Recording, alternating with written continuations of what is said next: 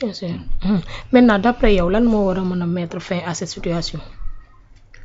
Bon li mën a mettre fin à cette situation man dama jàpp ne lu compliqué lay doon mooy ONU jël ses responsabilités xam ni li tax ñu créé ko mooy que ni à la sortie de nu ma koy tuddati de la première guerre mondiale réew yi dañoo dajale créer ce qu'on appelle la SDN Société des Nations pour éviter à ce que guerre bu mel noonu arrivé waat mu échec bi mu échecgee guerre arrivé waat mooy seconde guerre mondiale après ñu ne non il faut que ñu gën a joyanti lañ defaloon ci Société des Nations pour que la waraloon échec yi mu bañ a amaat maintenant ci lañ créé ONU mais sauf que ONU souvent je le rappelle man en ma connaissance depuis la crise des missiles de Cuba en 1962 man gisuma crise bu majeure boo xamante ne ONU moo ko réglé man gisuma ko te pourtant loolu moo doon vocation ONU. Donc il faut que ñu delloosi ko effectivement ci li nga xamante ne moo doon vocation première mooy mu mën di prévenir ak di régler des conflits donc su fekkee ni dem ba nga xamante ni Israël fu mu toll nii la xew foofu xew na fa malheureusement y a que la conscience des Américains moom moo mën a changer loolu. pour amoon na mu la viande parce que da ngay dem ba dootoo am te issue n'est-ce pas parce que tey su fekkoon da nga dem nga ni dañuy def résolution des Nations Unies dañuy sanctionner dañuy embargo Israël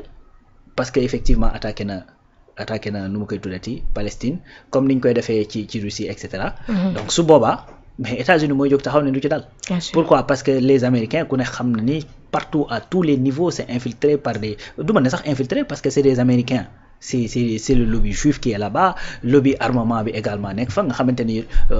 comme ni ko olof di waxee kuy dundee nelaw du bëgg ku yeewu.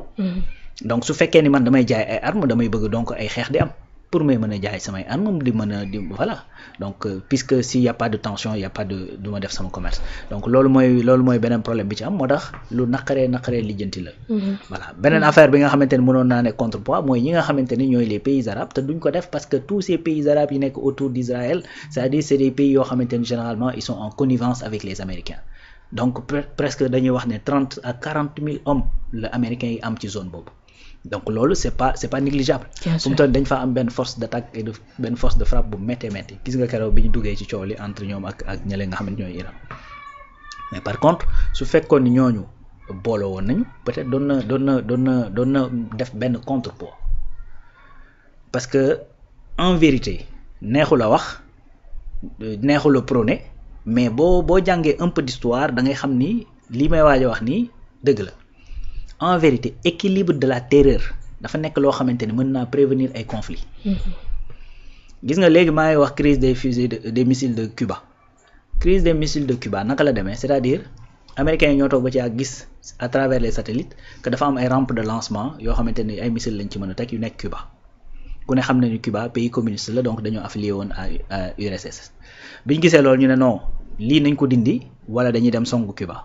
Cuba bañ américain yi taal seeni bateau daal di dem encercler Cuba Russie daal di takk jóg ne dañuy dem libérer ji Cuba par force parce que Cuba seen allié la n'est-ce pas donc bi loolu amee ONU ñoo jóg à travers seen secrétaire général de l'époque lu ne ñu jóg ci dugg wax parce que xam nga lu tax c'est-à-dire dañu xamoon ni y avait ce qu'on appelle l'équilibre de la terreur et que effectivement ñaar ñi bu ñu songante c'est l'autodestruction ku ci nekk da ngay détruire sa morom. léegi ku ci nekk da nga doon sóor sa morom n'est-ce pas donc moo tax après waxtaan bi mën a yomb parce que da ngay xam ni boo yoroon 50 milliards de têtes nucléaires ki yor 100 têtes nucléaires ku ci nekk bu dóoree moromam ñaar ñu def leen dóom. Bien sûr. Donc équilibre de la terreur et ça c'est une notion bu nga xamante ni je le dis pas wala man maa ko inventé c'est-à-dire c'est une notion historique. boo xamante boo demee jàng guerre froide di nga xam li may wax. Donc équilibre de la terreur boobu dafa nekkoon li nga xamante da doon maintenir d'ailleurs pourquoi on dit pas guerre tout court ñuy wax guerre froide parce que kenn ku ci nekk ci sa morom xam nga ni sa morom dafa blindé en armement def nañu ce qu'on appelle course vers l'armement. ñu dem ba xam ni maanaam li nekk ci ay têtes nucléaires ci àddina bi bari na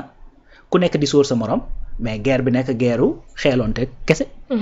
C'était ça. Une guerre idéologique ku ci nekk di jéem a dugal xaalis ci ay dëkk pour xool naka laa koy loolu c'est ça que les Américains ont fait au Japon door fa bombe atomique ñaari bombe atomique wëlbatiku injecté fa ay milliards de dollars pour ñu mën a contrebalancer la Chine. Parce que ku ne xam ne ni Japon à un certain moment de l'histoire dafa envahir woon la Chine mooy espace bi ñu tuddee la Mandchourie Manchukuo donc les Japonais l'avaient annexé. Donc ñu dem pour def contrepoids foofu puisque Chine mi ngi nekk puissance communiste ñu ne nañ financer le Japon donc guerre bi loolu la woon guerre xeelonte ku ci nekk di xel sa morom naan ko bombe moytuwul mais bombe moytuwul bi ci la yemoon parce que y avait cet équilibre de la terreur encore une fois ku nekk xam ni bu ma songee Russie su ma ko blessé tamit dana ma blessé autant maintenant aujourd'hui loolu moo amul tey bu ñu ñëwee ci zone bi nga xamante ni Israël dafa nekk mais Israël dafa ëpp doole tout le monde ba pare am ñi nga xamante ni ñoo ëpp doole ñëpp nekk ci gannaaw loolu la quoi donc tey moo tax bu nekkee di am problème ak Israël Palestine foofu Iran tey su fekkoon ni puissance de frappe bi nga xamante ni Israël da ko yor Iran da ko yoroon ben effectivement bu fekk wala puissance de frappe bi États-Unis yor Iran da ko yoroon mais ku ne xam na ni ñuy noggatoo Palestine duñ ko noggatoo noonu. Voilà donc encore une fois voilà la situation qui est une situation très complexe très compliquée qui nécessite beaucoup de réflexion et d'action réforme au niveau de l'ONU réforme surtout ci loolu réformer ONU de telle sorte que effectivement droit de veto boobu soit day nekk loo xamante ne lu obsolète la lu ñuy man loolu sax laa dama gëm dañ ko war a faire sauter nga xamante ne bu ñu ñëwee foofu ce sera la diplomatie qui va parler ku ëpp majorité ci li nga xamante ne moom la ñu war a def ñu doxal loolu kenn bañ ko war a mën a bloquer. Parce que loolu su amoon tey ba nga xamante ni mën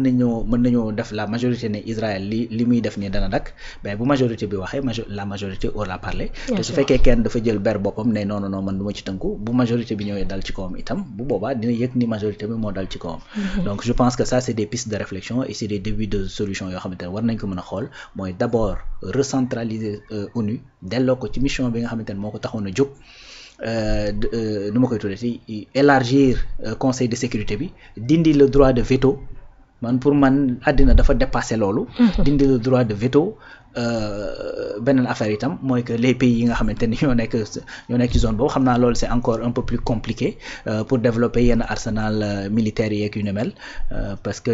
organisation internationale yeeg yenn pays duñ la ci bàyyi. Voilà. mooy noonu ay ñu daal di avancé jël beneen sujet boo xamante ni bëgg nañ ko waxtaanee moom tamit muy kaddu yi nga xamante ni di wala réaction bi nga xamante ni moom Birahim Seck bu Forum Civil daal dina koy def ginnaaw bi nga xamante ni nii conseil des ministres daal dinay am te ñu daal di fay adopté 4 lois yoo xamante ne nii ay réforme la moom comme ni mu ko daal di waxee mu nekk loo xamante ni da koo saluer bu baax a baax muy ginnaaw bi nga xamante ni ci conseil des ministres adopté nañ ko loi yooyu nag bokk na ci li nga xamante ni loi numéro 1 day daal di nekk accès à l'information deuxième loi bi day daal di nekk lépp loo xamante ni moom moo daal di jëm ci protection des lanceurs d'alerte beneen bi mooy daal di nekk li nga xamante ni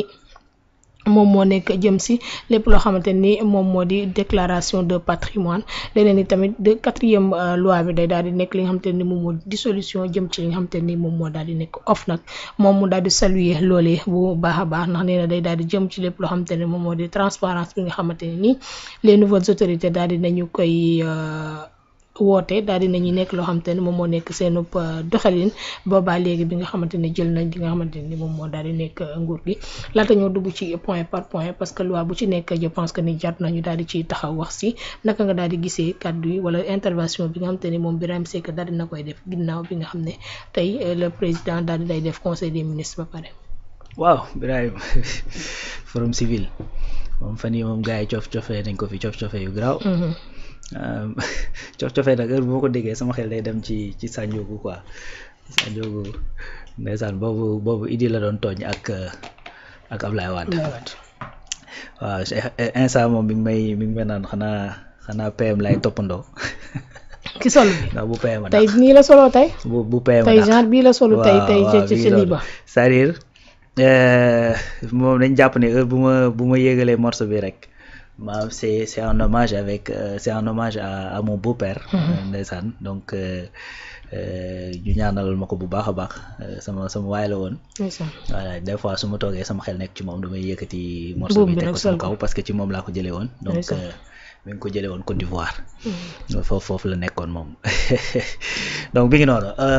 léegi pour ce qui concerne effectivement Birahim